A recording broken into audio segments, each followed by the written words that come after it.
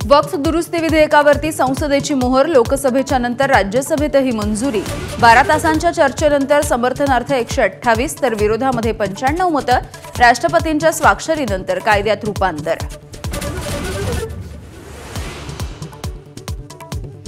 वक्फ board सुधारणा विधेयकाच्या मतदानाच्या वेळेला शरद पवारांची अनुपस्थिती।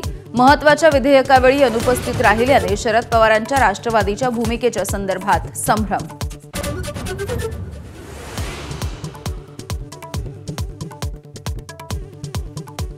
मणिपूरमधील राष्ट्रपती राजवटीवरती राज्यसभेची मोहर। पहाटे 4 वाजता आवाजी मतदानाने ठराव मंजूर। मणिपूरमध्ये शांतता प्रस्थापित, सरकार प्रयत्नशील असल्याची शहांची माहिती।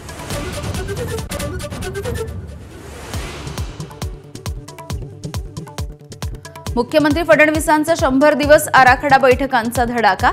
संबंधित विभागांना लक्ष्यपूर्तीसाठी निर्देश। सलग 3ऱ्या दिवशी आजही काही विभागांचा आढावा। न्यू इंडिया बँक घोटाळ्याच्या प्रकरणी 5ही आरोपींच्या मालमत्तेवरती टाच आणणार। 168 कोटी रुपयांच्या 21 मालमत्ता जप्त करण्यासाठी कोर्टाची परवानगी। नाशिक शहराला अवकाळी पावसाचा फटका। सातपूर फीडर सबस्टेशनमध्ये बिघाड। दुरुस्तीच्या कामासाठी आज दिवसभर पाणी पुरवठा बंद।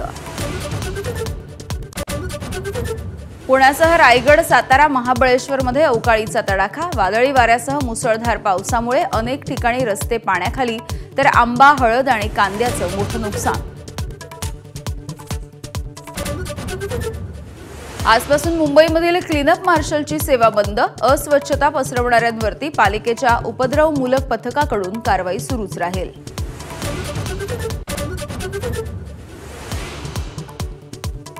आणि हिंदी चित्रपटसृष्टीमधील ज्येष्ठ अभिनेते मनोज कुमार यांचं दीर्घ आजारामुळे निधन। वयाच्या 87व्या वर्षी मुंबईतल्या कोकिलाबेन रुग्णालयामध्ये अखेरचा श्वास घेतला।